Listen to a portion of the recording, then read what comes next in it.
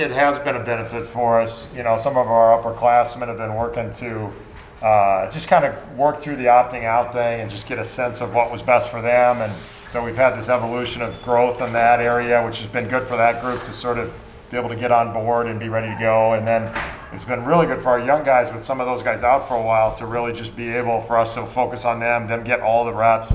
And they've got a great approach, and so it's been really good for us. Just that the team dynamic has kind of evolved into a good place, and I think we got a chance to have a really, really good group, and we're excited about what's coming up here in the next few months. So and you still got a long way to go before games. We talked to Coach Wagner. How do you kind of keep your guys from getting stale and sick sick of each other without the scrimmages and the exhibitions like normal? Well, a big part of it has been we have very good veteran leadership, and then we also have this young group of freshmen that are really talented and have a great approach. And so I think it's been energizing for everybody just to see their growth and development, and then our upperclassmen doing a great job of teaching them and helping them along. And so, at least for me, I can't speak for these guys, but it's been a fun process, just to see them grow and develop. And then, we've taken a little different approach in terms of our practices. We're not like conditioning a bunch. We're not sticking in drills a really long time. We've got a concept sort of that we're trying to get across, and then we carry it over into live scrimmages. We're scrimmaging way more than we normally would this time of year, and then we're statting those scrimmages so that guys can see, what's working for them, what's not, and we can use the stats to kind of help them grow into their roles and understand our system better. And it's a way better way for them to learn. It's just sometimes as a coach, you don't feel like you have enough time to do that, and this year has given us that time, so it's kind of worked both from a teaching perspective, and I also think it's been a little bit more fun for the guys from a playing perspective to be able to compete and play more and not be bogged down in as many drills.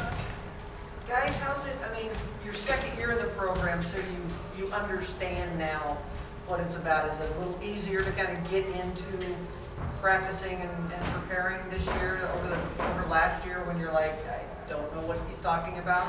Yeah, it's definitely a lot easier knowing what you're doing. I'd say the biggest thing was just coming back was conditioning for all of us. It's kind of why we're easing our way into it. But yeah, I feel like, us knowing a lot this year and having this time has really helped our young group. We had a really good young core. And I feel like they're so much further along than, I was at this point last year. And, it's just really, really nice to see that. Ethan, you figured out college basketball really on the fly last year. You understand a lot more going in this year, a little easier to pick up from last year? Yeah, it's definitely way easier. And having these young guys, it's kind of easy because I'm kind of teaching them, but also I'm learning at the same time, and teaching them also makes me learn. So it's definitely a lot easier this year picking things up than last year. So. The way last season ended, you guys are on a bus in Denver, and they call and said turn around and come home. Yeah. Does that kind of fuel everybody for this season? It's like we didn't get to finish really because you were on this trajectory at that point. Is it? It definitely just is always in the back of our mind, We wish we could have had the guys back last year. We didn't get to do it with two, it sucks for them, but obviously we get the chance, and, we're hoping something like that doesn't happen this year again, and we can push through, hopefully, and, get to where we wanted to go last year. It's interesting. I was talking to the Mines coach, Pryor Orson, yesterday, and we were just talking about the team dynamics for both of our groups, and both were NCAA tournament teams, whose seasons were cut short last year. And we were going through a lot of the same things. We have this veteran presence back, and then this young core as well. And the young core is just excited to play, and the veterans, got the carpet pulled out from underneath them last year, and they were a little bit more hesitant about, do we want to go through that again this year, or just wait a year? And so those are totally understandable feelings, and I think nationwide, anybody who had that happen to them, it leaves an impact on you in a way that I don't think any of us fully understand or appreciate. But it's really been impressive the way this group of upperclassmen have kind of rallied around this young group to help them and lead them, and now the NCAA has done the right thing and given everybody their year back, so we can all play without worries about it being kind of an incomplete final experience for our seniors like it was for the seniors last year.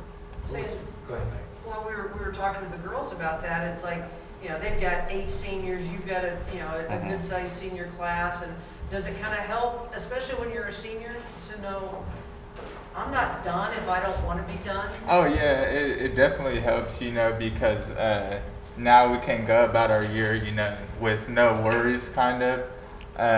You know, because, you know, most people would think this season doesn't count really, but to us, you know, it still counts, because if we win a championship, you know, then we're champions, you know. And so it's just that type of mindset we get to go in now, knowing that we don't have to worry about our season, like Coach said, our season be cut short, and like the seniors last year not being able to come back and finish it off. You know, so it gives us just that, you know, that drive to just go. What you guys were able to accomplish last year, conference champions. Now you actually get to go in with the title of defending conference tournament champions for the first time ever. Obviously, that's an elevated sense of confidence that you guys have. You guys know what you can accomplish, and senior veteran presence and training, that's just more of a gut. So you got the foundation set up, and you just got to go from there. I'm sure the blueprint is the same as last year, but now you just got to build the structure. Yeah, you know, anytime you're having success, it just breeds an expectation, and you don't have guys worrying about can we do it or can't we do it. We're just focused on trying to do it again. And so I do think that, you know, all the teams I've had, whenever we've had success, it just makes it that much easier for the next group. So they're having to break kind of that glass ceiling of expectations that people set on you, whether you just get to focus on what you need to do to be successful. And we certainly have the pieces to have the same kind of success this year as we did last year. And Ethan, you are in your second year, and so is your fellow big man, Ethan Richardson. How do you feel coming into second year of college basketball with him, within the system? Just how are you feeling comfortability-wise? We haven't really played much together, but I feel like if we do, I feel like no one in the RMAC can beat us. I feel like because I kind of got everything down, he's got everything down. He's a phenomenal player. And I have confidence in myself. So I feel like me and him together on the floor, I feel like we can beat any team. So this Ethan has got it to a whole nother level. He's been absolutely dominating practice, and he's just so physical and so aggressive and just using his skill set in all ways. He's just really been unbelievable. The other Ethan's just coming back from deciding not to opt out, so we're just getting him back in the flow of things. But we were really talking about, like, in practice, it's going to be hard to put them on the same team because they really need to battle each other right now. And so until, you know, luckily we got some scrimmages set up, and we'll pick and choose times to get them to play together. But it'll be fun to play against somebody else, let them be out there together a little bit more. So Obviously, it gives you a different look, too, to have 2 bigs, because it's been a while since there have been 2 bigs on the team. yeah, and we're just going to be, you know, we got a chance to just be so long and physical and athletic at every position, you know, because, you know, Jared Smalls is still coming back from an injury, but then, you know, you put 6'7" at the 3, and then, you know, we can put him out there at the shooting guard. And then we have 2 freshmen, 6'3" and 6'5", that are both really playing at a high level that'll probably end up being our lead guards, it's looking like right now. And then, you know, we got all kinds of length and athleticism coming off the bench as well. Mac Reneker's been playing great. Trevor Baskin's been playing great. And so we just got a lot of pieces, and the biggest challenge will be trying to figure out the right combination and who to get out there. Because it's also a weird year because you'd like to develop some of the young guys as we go along since everybody's getting a year back. So how do we balance, you know, all of that to kind of, you know, put the best product out there so that we're putting ourselves in the best position to win every night, but also develop guys and get ready for kind of a 2-year stint rather than a 1-year run. So it's an interesting process, but it's a good problem to have. It also is an interesting recruiting process, too, once kids decide, you know, what they're going to do and, hey, how many people are we going to have come in? Yeah, recruiting has been interesting. I mean, I feel bad for the senior class in high school because I just get inundated. I'm getting 30, 40 emails a day from kids and calls every day, and you know, kids are just trying to find a spot, and obviously we didn't know if we were going to have spots or not. We still don't, kind of. You know, we're still. Clay Verk unfortunately had a season-ending knee injury. We just found out about, so he's going to actually graduate, so he won't come back, and Jordan Wendley decided to opt out for medical concerns, and so he's going to graduate and won't be back. And then, we really haven't had all the conversations with all the seniors to know exactly their plan for the future either. So, it's one of those years where you kind of have to take it day by day. Kind of go back to your practice, extended practice Mm-hmm. period. I feel like you could have went two ways as a coach, but you do just conditioning and just drills, and like we're going to be the most conditioned year ever. Yeah. Or are the guys going to get bored of that, obviously quick, or do you scrimmage the whole time to make up for no scrimmages? What kind of was your thought process going into that? And then for you guys, scrimmaging each other, what's that kind of been like as an extended practice? Yeah. Well, it's interesting. I just kind of gravitated towards this. I was taught the game in really more of a drill sort of a format. That was the era of Bobby Knight and motion offense, and you break it down and you isolate every component. So you're just constantly in drills the whole practice. And then as I've evolved as a coach over the last 30 years, the vast majority of those things, you're like, this is a pointless drill. Why aren't we just playing? And particularly as ball screen offense has become so prevalent, it's really hard to do ball screens without backside coverages. And so it's kind of pointless to be doing 2-on-2 ball screens or 3-on-3. You really need it to be 5-on-5. So anyways, over those 30 years, I've moved from a sort of a drill approach to a games approach as it is. And this year just allowed us to do it to even more of an extent just because of our circumstances. And, one of the things I had real concerns with was, were we going to have more injuries this year because everybody was quarantined and guys were doing what they could, but a lot of guys couldn't get to the gym for months. And that time off and then being thrown back into to just a really conditioned, focused practice, I don't think would be good for their long-term health. So we've tried to ease them back in terms of some of the conditioning. And, guys seem to be, I think the games approach has really kind of helped their conditioning. I mean, Ethan had an ankle injury early on, but I think and Georgie was out for a little bit as well. But, so we've had kind of people coming back at different times. But, the scrimmages are sustaining their approach for longer periods kind of every day. I think we're getting to where we need to be. George, you got to ask, did you cut a new game? When you might Haircut. I cut a lot of my hair off. I didn't recognize you.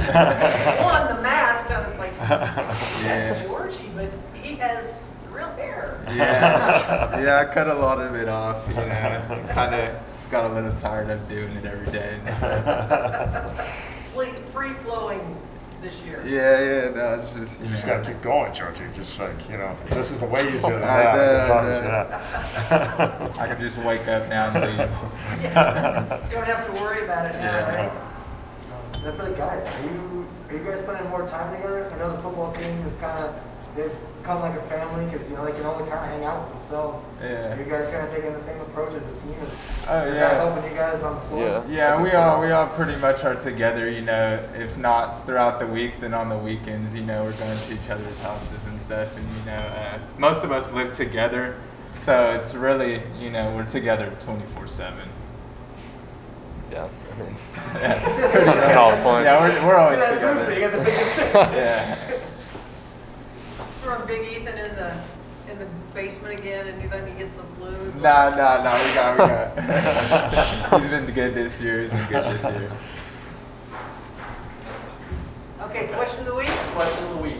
If you could get rid of one sport, just take it off the planet entirely, what sport would it be and why?